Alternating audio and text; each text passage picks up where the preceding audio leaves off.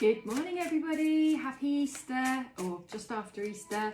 Hope you're all right out there. Just doing a quick collective reading for any of you that would like to have some inspirational messages today. And I've got a new deck, a mushroom spirit deck. They are awesome.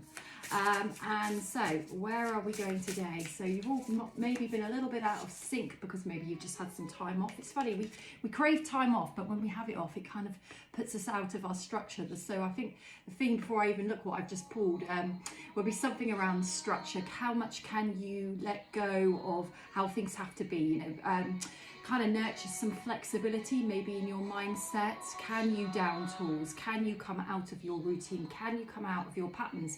Because if we do the same old thing every single day, it prevents us from actually exploring new territory in our lives. And actually it's really good for our souls to come out of our structure and doing the same thing, or being very routined. If we're very routined, there's some kind of anxiety going on there that everything has to be a certain way, otherwise we're not okay.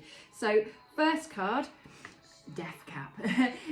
Growth and destruction. So growth and destruction, I guess that was kind of what I was just saying about structure. If you think about can you grow out of how you're living and at least foster different ways in going about your daily routine? Can you change something up, even if it's just for today?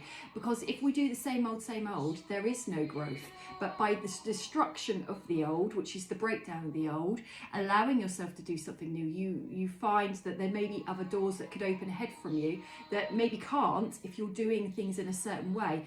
When life isn't flowing, it's because we're pushing against the grain of what actually our souls want us to do.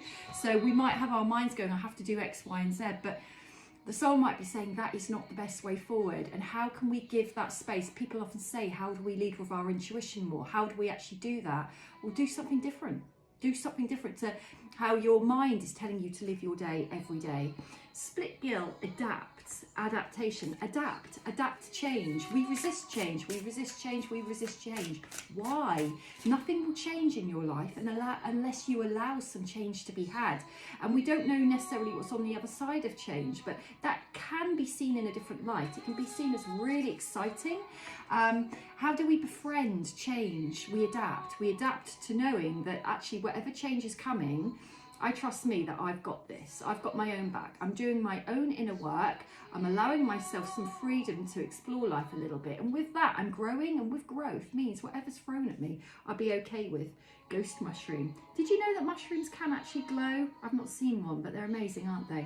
This is a card of shining. Can you shine brightly? Do you, it's peacock energy, very shamanic, peacock energy. Do you shy away from shining brightly? Do you have gifts and talents that you won't allow yourself to share? Because maybe it's a little bit hard to say, actually, I'm really good at something, or it's really hard to stand out and have people look at you, eyes on you. But remember, if you've got, I've just pulled the shine card again. If you've got something to share and shine, why would you hold it back? Because it's kind of denying everybody else having the opportunity to see who you are and what you have to give.